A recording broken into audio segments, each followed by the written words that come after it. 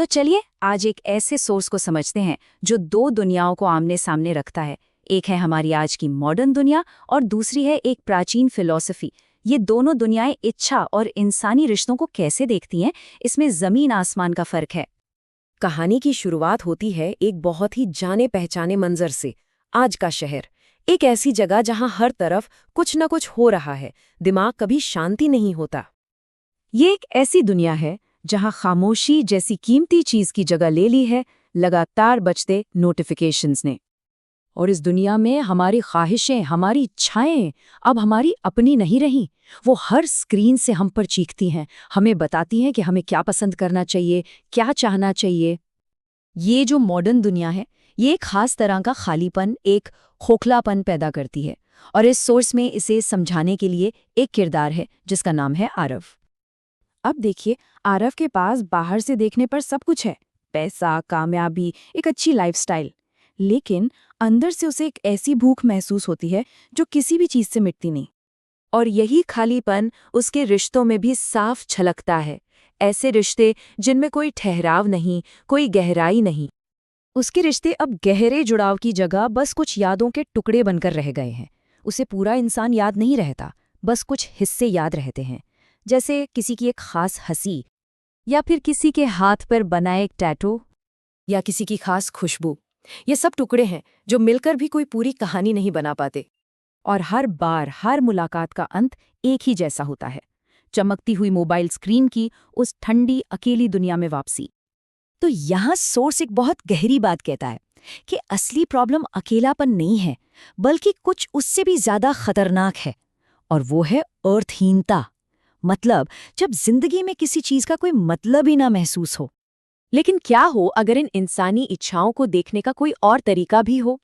यहीं पर कहानी में एंट्री होती है एक प्राचीन ग्रंथ की, एक शास्त्र की, जो हमें एक बिल्कुल अलग फ्रेमवर्क दिखाता है।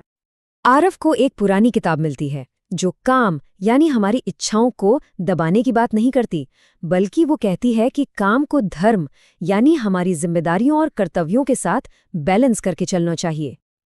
और ये लाइन क्या खूबसूरती से आरव की उस अतृप्त वाली फीलिंग को समझाती है कि जब इच्छा के साथ जिम्मेदारी नहीं जुड़ती तो वो सिर्फ एक कभी न मिटने वाली भूख बन जाती है।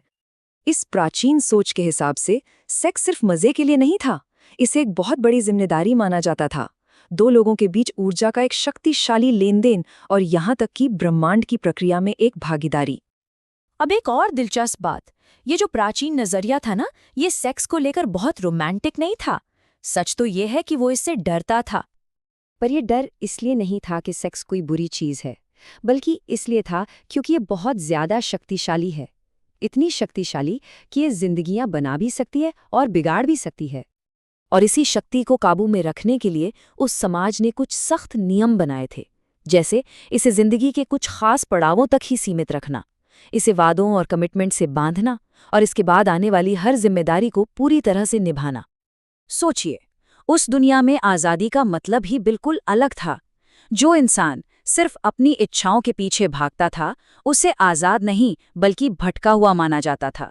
असली आज़ादी अपनी इच्छाओं का गुलाम बनने से आज़ादी थी, न कि उन्हें पूरा करने की आज़ादी। अब जब हम इस प्राचीन आईने में आज की दुनिया को देखते हैं तो कुछ बहुत ही अजीब और असहज करने वाली सच्चाइयां सामने आती हैं। इस पुरानी नज़रिए से देखें तो हमारी मॉडर्न डेटिंग की भाषा के मायने ही बदल जाते हैं। जिसे हम इंटीमेसी या गहरा रिश्ता कहते हैं, वो असल में सिर्फ वैलिडेशन यानी दूसरों से तारीफ पाने की एक खोज बन जाती है। और शरीर एक सामान की तरह, एक करेंसी बन जाता है। और ये हमें आज के सबसे बड़े सवालों में से एक पर ले आता है। आखिर आज लोग किसी से जुड़ने से, अटैचमेंट से इतना डरते क्यों हैं? सोर्स इसका भी एक जवाब देता है, क्योंकि असली जुड़ाव, जो बस कुछ पल की मुलाकातों से कहीं ज्यादा गहरा होता है, वो अपने साथ कुछ चीजें लेकर आता है। जवाबदेही, त्याग और सीमाएं। और ये तीनों ही चीजें हमारी बिना किसी नतीजे की परवाह किए आज़ादी वाले मॉडर्न आइडिया को सीधे सीधे चुनौती देती हैं। और अब हम आते हैं सोर्स के सबसे बड़े पॉइंट पर। दो अलग अलग विश्व दृष्टियों, दो अलग अलग नजरियों की एक सीधी टक्कर। तो सोर्स कहता है कि हमने एक बहुत बड़ा सौदा किया है।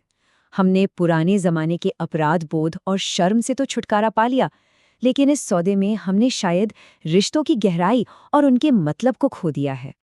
और ये देखिए कितना बड़ा फर्क है हमारे डरों में। पहले के लोग खुद पर से कंट्रोल खोने से डरते थे और आज के लोग वो इस बात से डरते हैं कि कहीं कुछ मिस न हो जाए, कहीं कोई मौका हाथ से छूट ना जाए। तो असली फर्क ये है, एक सिस्टम सेक्स को आग की तरह देखता था, एक ऐसी शक्ति जो आपको गर्माहट भी दे सकती है और जलाकर राख भी कर सकती है। और दूसरा सिस्टम वो इसे बस एक मनोरंजन की तरह देखता है, एक ऐसी चीज जो थोड़ी देर के लिए आपका ध्यान बटाती है और जब बोरिंग हो जाती है तो आप आगे बढ़ जाते हैं। और ये सोर्स हमें इसी एक आखिरी सोचने पर मजबूर कर देने वाले विचार के साथ छोड़ जाता है कि जब सेक्स एक लंबी यात्रा का हिस्सा होने की बजाय खुद ही मंजिल बन जाए, तो उस सफर में हम असल में क्या कुछ खो देते हैं।